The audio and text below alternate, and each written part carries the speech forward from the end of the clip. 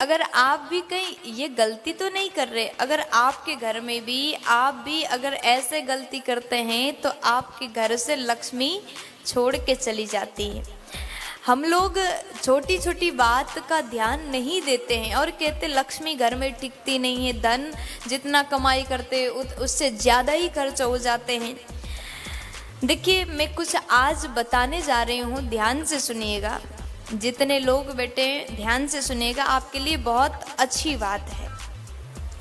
देखिए, जो व्यक्ति मैले वस्त्र धारण करते हैं, गंदा वस्त्र धारण करते हैं, जो व्यक्ति अपने दांत को शुद्ध स्वच्छ नहीं रखता और जो व्यक्ति कठोर वचन बोलता है, सभी को डांट के बात करना, सभी से गुस्सा करना, अगर ऐसा आदत है, और जो व्यक्ति सूर्यास्त के समय और सूर्योदय के समय में सोता है, अगर ये गुण आप में भी हो, कठोर वचन बोलना, सूर्योदय सूर्यास्त में सोना, ऐसे समय में सो जाना, मैले वस्त्र धारण करना, कभी दंत धावन नहीं करना, अगर ऐसे आदत हो तो यहाँ तक कहा गया अगर ऐसा कार्य होता है तो लक्ष्मी उस घर को छोड़ के चली जाती है।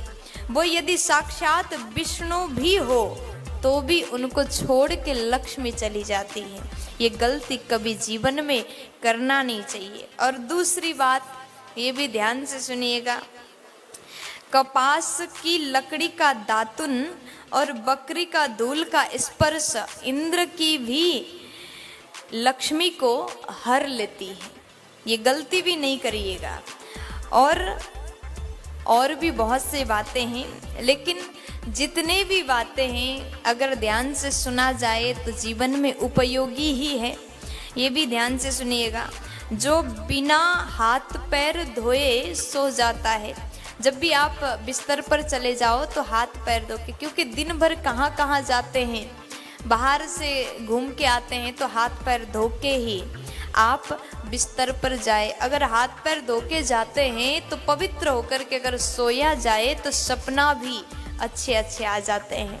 हाथ पैर धो के ही सोना चाहिए, निर्वस्त्र होकर के कभी भी नहीं सोना चाहिए, और संध्या काल में भी कभी नहीं सोना चाहिए, दिन में भी कभी सोना नहीं चाहिए। और किसी किसी का आदत होता है अपने नाखूनों से तृण को तोड़ते रहते हैं, वो भी करना नहीं चाहिए।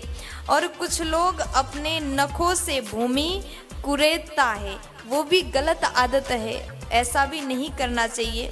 जिसके हाथ पैर में हमेशा मैल जमा रहता, को जो व्यक्ति स्नान नहीं करता, नहाता नहीं, अपने शरीर को पवित्र नहीं रखता, घर को पवित्र नहीं रखता, ऐसे घर में भी लक्ष्मी कभी टिकती नहीं है। इसलिए इन नियम का जरूर ध्यान रखें। प्यार से बोलो।